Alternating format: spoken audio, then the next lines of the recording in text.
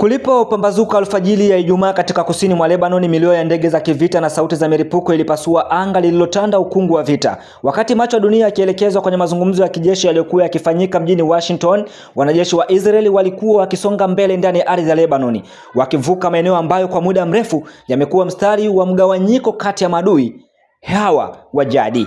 Katika kijiji cha Dibin karibu na mji wa Majel, wanajeshi wa Israeli waliingia kwa kasi wakipanua eneo lao la operation. Kwa wakazi waliobaki, ilikuwa ni ishara nyingine kwamba makubaliano ya kusitisha mapigano yaliyotangazwa wiki chache zilizopita yalikuwa bado mbali kuleta amani halisi. Siku hiyo hiyo anga la Lebanon lilitikiswa na mashambulizi ya anga katika vijiji vya Del Kanun na Al-Nal na Khabasle. Watu 5 walipoteza maisha baada ya ndege za kivita kushambulia maeneo yao. Kwingineko, polisi wa manispaa aliuawa katika kijiji cha Eba.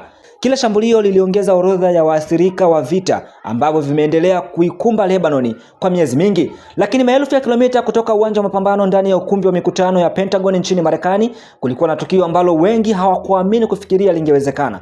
Maafisa wa kijeshi wa Lebanon na Israeli walikutana uso kwa uso katika mazungumzo ya moja kwa moja ya kijeshi kwa mara ya kwanza katika miongo kadhaa ya kivita. Ujumbe wa wanajeshi 6 kutoka Lebanon uliongozwa na Brigadier Generali George Rizkal uliketi mezani pamoja na maafisa wa Israeli, huku maafisa wa Marekani wakisimamia mazungumzo hayo. Pentagon ilieleza mazungumzo hayo kuwa yenye tija, yakilenga kujenga mifumo ya usalama na utulivu wa kikanda. Hata hivyo, hakuna upande uliotangaza mafanikio makubwa mara moja.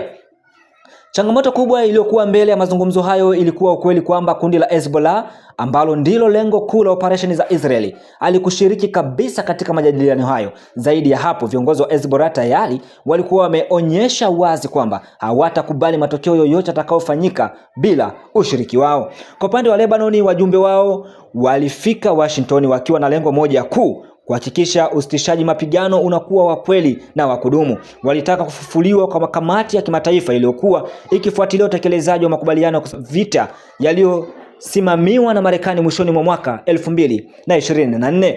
Maafisa wa Lebanon waliamini kwamba kabla ya kuzungumzia masuala mengine kama uwekaji wa jeshi la Lebanon mpakani au kuondoka kwa wanajeshi wa Israeli kusini mwa nchi hiyo, jambo la kwanza linapaswa kuwa kukomesha mapigano yanayoendelea kila siku. Rais wa Lebanon Joseph Aoun aliingilia juhudi hizo za kidiplomasia. Katika mazungumzo yake ya simu na Marco Rubio, alisisitiza kuwa utekelezaji wa makubaliano ya kusitisha mapigano ndio ufunguo wa kutatua migogoro mingine yote. Lakini wakati viongozi wakizungumza kuhusu amani, hali ya uwanja wa vita ilikuwa tofauti kabisa. Jeshi la Israeli lilitoa maagizo mapya ya kuhamisha wakazi kutoka maeneo kadhaa ya kusini mwa Lebanon. Mamia ya familia walilazimika kukimbia tena, wakiacha nyumba zao na kuelekea kaskazini kutafuta usalama. Kwa wengi wao ilikuwa mara ya pili au ya tatu kuhama tangu vita vipya vilipoanza. Mapigano makali yaliripotiwa katika vijiji vya Yam na Zata al-Shakl karibu na Nabat. Hapo ndipo wanajeshi wa Israeli walipovuka mto Litani, mto ambao kwa muda mrefu umekuwa mpaka wa kimkakati katika operesheni za kijeshi za eneo hilo.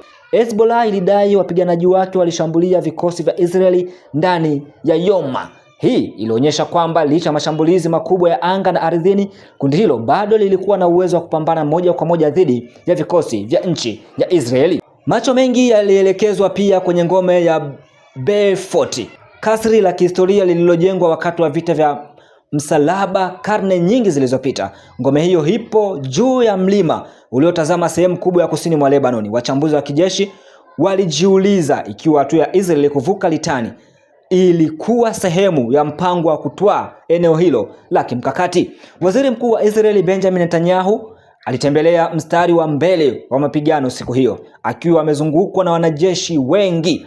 Alitangaza kwa sauti ya kujiamini kuwa vikosi vya Israeli vimevuka Litani na kufikia maeneo muhimu ya udhibiti. Netanyahu alidai kwamba operesheni za kijeshi zilikuwa zikifanyika si kusini mwa Lebanon pekee, bali pia mji mkuu wa Beirut na bonde la Bekaa. Kwa mujibu wake, Hezbollah ilikuwa ikipokea pigo kubwa zaidi tangu kuanza kwa vita hivyo. Hata hivyo, nyuma ya kauli hizo za ushindi kulikuwa na picha nyingine za kibinadamu. Zaidi ya watu milioni 1 wamekimbia makazi yao ndani ya Lebanon tangu kuanza kwa vita hivi vipya. Miji na vijiji vingi vimegeuka kuwa maeneo ya magofu, huku familia zikitawanyika katika shule, misikiti na vituo vya muda na vituo vya muda vya wakimbizi. Wakati huo matumaini ya suluhu yanaonekana kuibuka kutoka upande mwingine wa Mashariki ya Kati. Marekani na Irani zilikuwa zikijadiliana kuongeza muda wa usitishaji mapigano kwa siku 60 zaidi na kuanzisha duru mpya ya mazungumzo kuhusu mpango wa nyuklia wa Irani. Kwa Hezbollah ambayo kwa muda mrefu imekuwa ikiungwa mkono na Irani, maendeleo hayo yalikuwa muhimu sana. Mbunge wa Hezbollah Hassani Fadlala alieleza matumaini kwamba makubaliano yoyote kati ya Marekani na Irani yanaweza kuzuia mashambulizi ya Israel dhidi ya Lebanon. Lakini hadi wakati huo milio ya mabomu ndiyo iliyokuwa ikiandika sura mpya ya historia ya eneo hilo. Kwa upande mmoja kulikuwa na wanadiplomasia wakijaribu kujenga daraja la amani ndani ya Pentagoni. Kwa upande mwingine kulikuwa na wanajeshi waliokuwa wakisonga mbele kupitia vijiji vya kusini mwa Lebanon, huku wapiganaji wa Hezbollah wakijibu kwa kasi kwa kutumia risasi na makombora. Na katikati ya mzozo huo walikuwa raia wa kawaida wa Lebanoni, wakulima, wafanyabiashara, watoto na wazee waliokuwa wakingoja kwa hamu siku ambayo taarifa za vita zitaacha kutawala maisha yao. Kadri usiku ulivyozidi kuingia katika vilima vya kusini mwa Lebanoni, swali moja linaendelea kubaki hewani. Je, mazungumzo ya Pentagoni yataweza kufanikisha amani ambayo bunduki na makombora yameshindwa kuleta? Au vita hivi vitaendelea kuandika sura nyingine ya maumivu katika historia ya Mashariki ya Kati?